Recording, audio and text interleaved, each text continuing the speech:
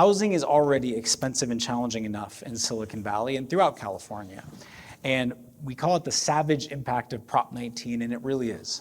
It is a devastating new tax law, especially for families with loved ones with special needs. And I think this hits on that fear of homelessness. I mean, look at the streets of San Francisco or LA and how many people with mental health issues are exposed, and who maybe had the right structure been there, maybe they could have had housing, but for whatever reason they don't. I think every parent of any child is worried about this.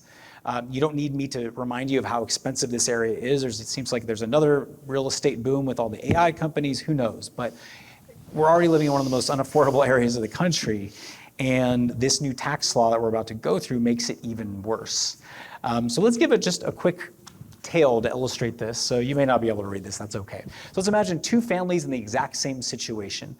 Larry and Susan and Wyatt and Jane, they both owned a $3 million home, which in this area is like, a little 3-bedroom ranch, which is crazy to me how expensive it is. A fixer-upper. A fixer-upper, right? A $3 million home, and they have low property taxes because they've owned it for a long time. Prop 13 protected their taxes. And they want to leave it to a special needs trust for their son. When they are gone, the special needs trust to their son, for him to stay in that house, it's an extra $1.3 million, not 100,000, 1.3 million in extra property taxes paid, forcing eventually the sale of the house, a lack of a safety net for their son, and a loss of the home. Wyatt and Jane, same situation.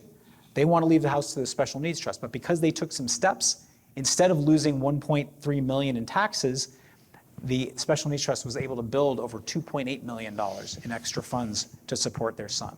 What's the difference? We're going to explore what that is. We want to emphasize something that you know. The family home is not just an investment or a structure. It's sort of the core. And how many families have a child with a disability and sometimes not with a disability where the family home is the only home they have ever known? And to have to move out of that house because of dramatically increased property taxes is horrific. There should have been an exception in Prop 19 for special needs situations. There isn't. We spent a lot of time on this because, again, it isn't just a place to live. It can be the core reason somebody has quality of life going forward, that they're not going to be freaked out when mom and dad pass away and then they have to move out. I mean, just imagine that. So we deeply value and respect the residents' tax laws do to a large extent. There's tax breaks. Our system does recognize it, but Prop 19 blows it out of the water. And so every week or two, I get a call from someone who said, hey, I saw your Prop 19 video. I hear you guys know this area of planning. I inherited a house a year ago. I have a disability. I can't pay bills beyond the very basics. And I just got a $25,000 supplemental tax bill. What can we do about this? And sadly, in most of these cases, the answer is nothing. Because once the house has gone from parents to the child or to the special needs trust, it's too late. Once it gets reassessed, there's very little we can do. There's some limited protections from Prop 19, but beyond those, there's very little we can do. We have to plan ahead. It wasn't politicians that did this, it was voters. Now, I think voters didn't understand it because there was $35 million spent by the California Association of Realtors to push this law. Why? Because when property taxes skyrocket, people sell their houses and realtors get more deals. A lot of our realtor clients hate this law, by the way, but their association did pass this. So it is law, and the only way it can be overturned is by voter initiative. And there have been multiple attempts, I think 3 attempts to get a new initiative on the ballot to repeal it, and none have gotten enough signatures, so we don't see this law going anywhere. So what does this law say, Mike? Yeah. So as Mark said, it's not a law, it's actually an amendment to the California Constitution. That's why it took a voter initiative. That's why you can't call up your local friendly assemblyman and have them push some legislation to change it. It's going to take another voter initiative. We're not going to go through the many, many reasons why we believe it's here to stay, maybe 20 years down the road, maybe, but I think it's here to stay. So again, hope is not don't hope it's going to go away. You got to deal with this if you have this issue. So take a couple of minutes on what it does. So here's a summary. Okay, before Prop 19 became law, we had Prop 13, right? Going back to the 70s, everybody loved it. Property taxes were rolled way back, only 2% annual increases. And then, actually more importantly, we had something called Prop 58. And what Prop 58 did, it has extended the benefits of Prop 13 to the next generation. It said you could pass along your residence of any value, 20 million, 80 million, doesn't matter. You could pass along your residence to a child without a property tax increase, whether or not they live in it. If it was the residence, it's passed along. In addition, you could pass along another $1 million in assessed value in real property, also without a property tax increase. So there could be that really nice place at Tahoe.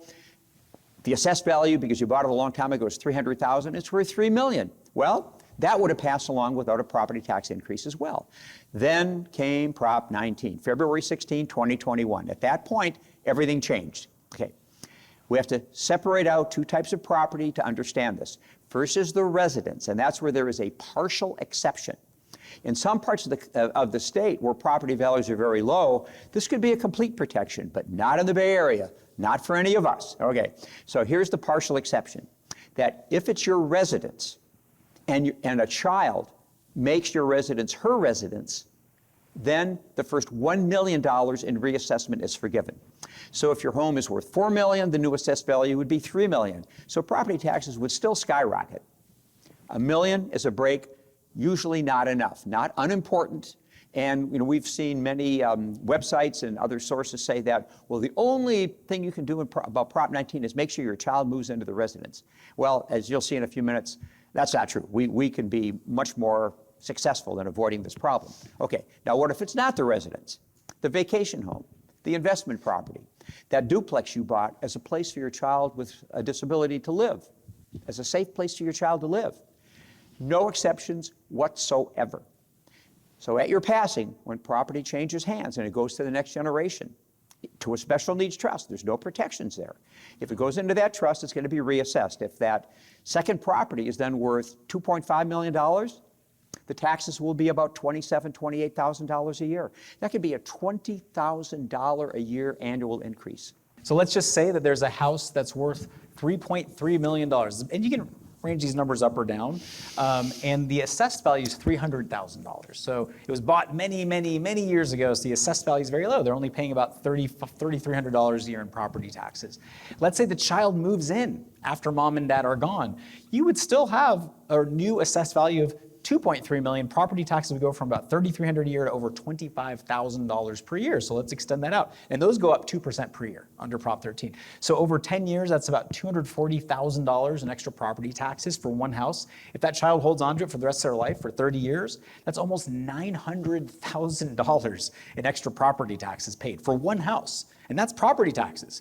You don't get anything back for that. You don't get better services or counselors for your child or anything like that. That's just gone. Now let's imagine that it's a rental property and you want that rental property to support your child with special needs and they're not living there. So the same house, $3.3 million, it goes up to $36,000 a year in property taxes. Over 10 years, over $360,000, over 30 years, that's almost $1.34 million for one house in extra property taxes paid. And it's almost worse than that because property taxes are largely not deductible against other taxes and income. So your child or the special needs trust would have to earn $40,000 or $50,000 net of other income taxes to pay this massive tax bill. And now imagine if instead we can keep the taxes where they are. So just a summary, massive numbers, crazy numbers for one property. And if let's say we can save this and instead of paying these extra $30K a year in property taxes, this is invested. So admittedly, this was like ChatGPT, just let's make these assumptions. I didn't really triple check this. But let's say you put $30,000 a year and it's invested in the stock market and it grows at 7%. After 30 years, and I think this does check out, maybe it's higher, maybe it's lower. This could be $2.8 million in extra funds that if instead of having to pay extra taxes, they're invested. Think about what that can do for your loved one if that's in a special needs trust. $2.8 million extra to support them. That can be enough by itself to support your loved one in many cases. So it is a massive swing, and it's a scary new law. This is obviously not guaranteed. It's illustrative, it's educational. I'm a lawyer, I have to say that. But these are just illustrative examples of the swing that this type of planning can do. And we bring it up to say that there are no easy exceptions in the law, but there are techniques that we can use if we plan ahead, and it takes a lot of time and a lot of effort, but we can protect low taxes. So we have different solutions. So Francis Loophole, our tax attorney, has developed different solutions for different situations. And they take over 2 years typically to complete, and there's no one-size-fits-all approach. We have to optimize for capital gains taxes, property taxes, estate taxes. And the approach makes it irrelevant whether it's a parent-child transfer or an uncle-nephew transfer or a grandparent-grandchild. We're taking that out of the equation, but we've helped many, many families with Prop 19 planning. But the key is we have to start ahead because we need to know your situation, and that will give us an idea of what the options are.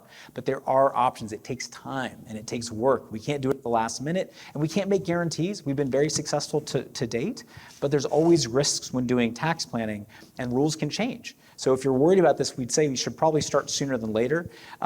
There's always a risk that rules could change, always a risk that the state could change its rules or become more aggressive. But we know that if you don't do this planning, your family will face a massive reassessment. And if you do proactive planning, we believe there's a very high likelihood that we can avoid that. And again, for one property can make a massive difference. So let's go back to that tale.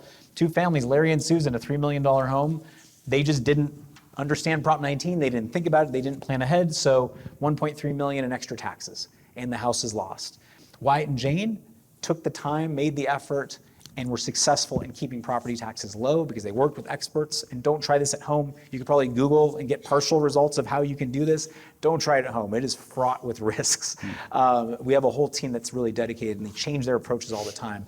But if you do it right, you can maybe save that $2.8 million. Instead of property taxes, can be invested to support your loved ones. So we just want to make it clear we can do this. It may or may not be right for you, but talk to us. We can go through your situation.